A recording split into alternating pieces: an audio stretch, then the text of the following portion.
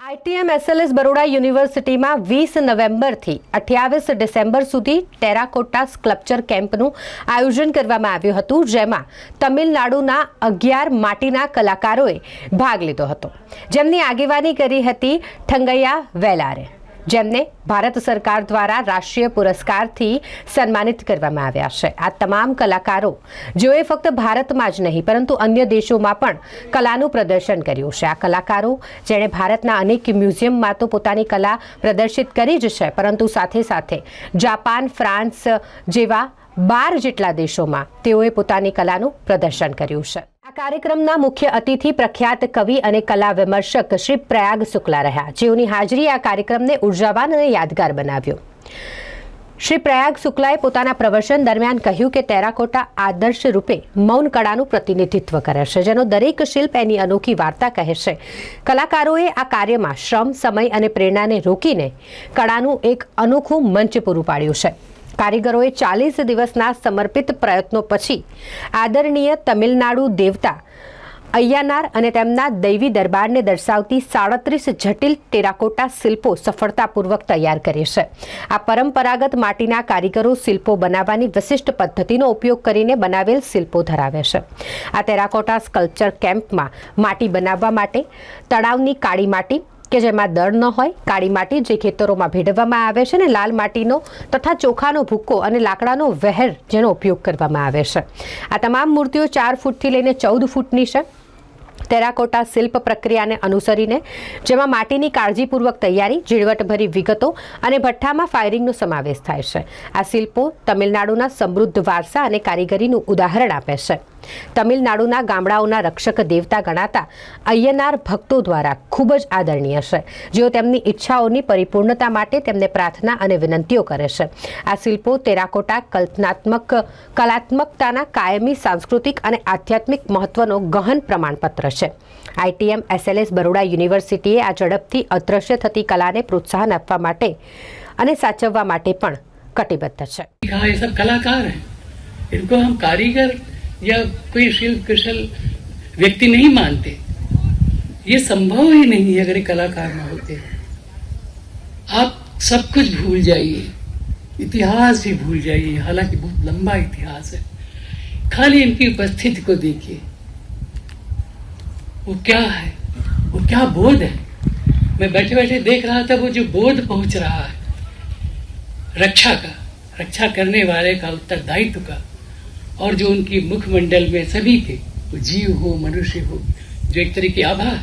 लेकिन देखिए तो क्या शीतलता भी, कितना अच्छा लग रहा है कि ये आयोजन हो रहा है और हम सब इसके गवाह हैं।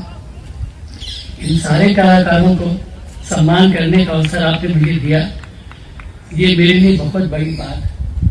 क्योंकि देखिए कला आपको कैसे, अपने आप को कैसे प्रकट करती है, दो ही तरह से करती है, कलाकृतियों से, नहीं तो कला क्या है, शब्द ही है, तो कलाकृतियों से प्रकट करती है और उनको बनाने वाले कलाकारों से।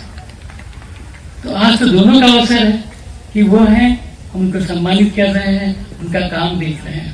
सोसाइटी का विकास हुआ तो कृषि की जो कृषि का कार्य है वो इस प्रकार का कार्य है कि वो उसके लिए स्थायी रहना जरूरी है। तो सेटल्ड सोसाइटी का विकास हुआ, यानी छोटे छोटे गांव बसना शुरू हुए। गांव जब बसना शुरू हुए तो लोगों की जरूरतें की चीजें बनाने की जरूरत पड़ गई। उसमें सबसे ज्यादा उस समय जरूरत थी खाना बनाने के बर्तनों की, पानी रखने के बर्तनों की, देवी देवताओं की पूजा के लिए अनुष्ठानिक चीजों की, वो सारी जरूरतें आकर बहुत प्रसन्न हूँ। ये जो अय्यनार देवी देवताओं की मूर्तियाँ और मूर्ति शिल्प दोनों हैं, मतलब ये स्टैचूज भी हैं और ये स्कल्पचर्स भी हैं। दोनों में भेद होता है ना, कि मूर्ति एक अलग चीज़ है, स्कल्पचर से एक अलग चीज़ है, वो थोड़ा ज़्यादा इंडिपेंडेंट होता है एक कॉन्सेप्ट से। पर ये कॉन्सेप्ट भी है, पुराना है और नया है, क्योंकि ये इसको नई तरह से बनाया गया है और सदियों से बन रहा है। उस परंपरा को ये लोग जीवित रखे हुए हैं। मैंने बात आज कही यहाँ मंच से कही है कि जैसे हमारे कोणार्क, खजुराहो में, हमको इन मूर्ति शिल्पों को वैसे देखना चाहिए।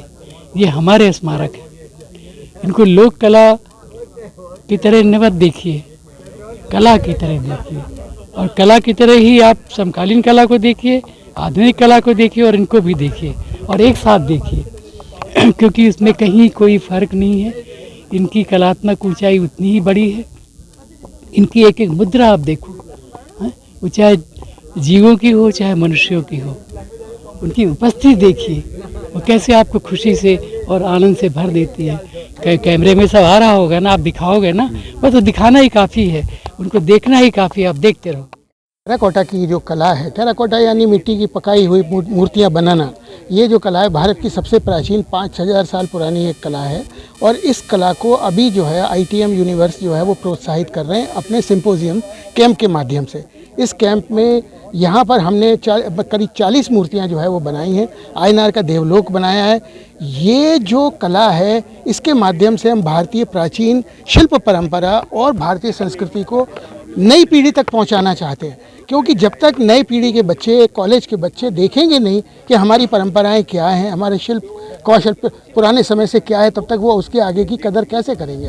तो शिक्षा के साथ में हाथ के काम की कदर, हुनर की कदर, प्रतिभा की कदर वो जाने, इसके लिए ये इस तरीके के कैंप बहुत ही महत्वपूर्ण है जो ITM ने अपने यहाँ आयोजित किया है। मेरा नाम मुश्ताक खान है। मैं क्राफ्ट म्यूज़ियम, राष्ट्रीय क्राफ्ट म्यूज़ियम न्यू दिल्ली का डिप्टी डायरेक्टर रहा 27 साल। उसके पहले मैं भारत भवन में रिसर्चर रहा। मैंने 40 साल से भारतीय लोक और आदिवासी कला के ऊपर शोध कार्य किया है। मेरी 3 पुस्तकें और करीब 300 से ज़्यादा आर्टिकल प्रकाशित हैं। लगभग सभी बड़े म्यूज़ियम्स में मैं लेक्चर करने जाता हूँ और इसके ऊपर काम करता हूँ। मेरा नाम तंगैया। I learned only 12th class during 1967. After that, the same time I learned pottery work, clay pottery from my mother. Up to 90, I stay with my family members, prepare only clay pottery. During 1990, from my same district, मेरा master M Rangaswamy वालार से I went to Delhi to prepare Ayyanar, same Ayyanar temple by clay work by Tamil Nadu clay से. After that, so many places I participate this craft, clay craft, terracotta and pottery, both items with my master, without my master, in India, not only in India but also throughout the world, so many countries. 93 I went to Greece, the Indian food festival through Delhi tourism. 2001 I went to Korea, there the international ceramic festival. So many artists came there with my brother-in-law Palanichami. I participate this craft. 2002 with my master M Rangasamy Valar, I went to Taiwan, the Ingo Ceramic Carnival, 1 month program. Then 2008 Japan said 2% came to my home. Already they arranged 1 month program, the International Wood Fire Festival. Already there they select Indian Firing Festival. That time in front of 300 VIPs we prepare firing festival. Then next day we open the firing place in front of 20,000 people. So many people like very much this program. Then after 2 months with my master I went Tokyo. Our ambassador arranged 2 month program, the Namaste India 2008. There 2 days exhibition. In that exhibition 10 lakhs people came there and saw this program. 2010 I went to France near Eiffel Tower, the Cray Branly Museum. How many years would you make this? 90s I prepared like these items. 2018 34 years हो गए। 2018 with my brother-in-law son went to Malaysia, the pottery workshop. 2019 with my master's Peta 2% went to Burma, the Indian Culture Center. We prepare lot of item. In India now Gwalior में one program बहुत बड़ा program. Now here 84th program हमको with me 11 artists आ गए, पूरा relation से. So many thanks to all. नमस्कार, मैं ITM SLS Baroda university की प्रेसिडेंट हूँ, कनुप्रिया राठौर। हमारी यूनिवर्सिटी अब लगभग 11 सालों से है और यहाँ पर बहुत सारे कोर्सेज हम रन कर रहे हैं, मैनेजमेंट, इंजीनियरिंग, नर्सिंग, आपके computer science related courses, paramedical courses, communication and design, ये सारे कोर्सेज यहाँ चल रहे हैं। और इसके अलावा हम एक अभी पिछले साल नया हॉस्पिटल भी खोला है, तो आगे जाके शायद हम मेडिकल लाइन में भी आएंगे। ITM-SLS का शुरुआत से ही कला से बहुत गहरा लगाव है और ये जर्नी यहाँ की नहीं है, ये ग्वालियर से चली आ रही है मेरे साथ। तो जब हम यहाँ स्थापित हुए थे तो पहले वर्ष ही हमने यहाँ एक स्कल्पचर कैंप किया था और उसी के स्वरूप आप देख सकते हैं कि पूरा कैंपस सुसज्जित है पूरे बड़े बड़े स्कल्पचर्स से।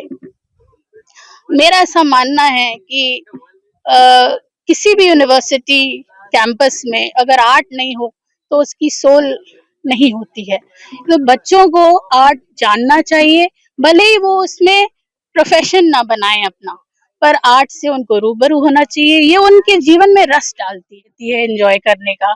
जो जीवन की बारीकियां हैं वो आर्ट हमें सिखाता है। तो क्लासरूम में तो वो पढ़ते ही हैं टेक्निकल चीजें, पर ये उनके जीवन सुंदर हो, अच्छा हो, विचार अच्छे हो, उसके लिए आर्ट एक कैंपस में होना बहुत जरूरी है। ये जारी रहेगा हमारे लिए ये सफर और हम हर साल इस तरीके के कैंप करते रहेंगे।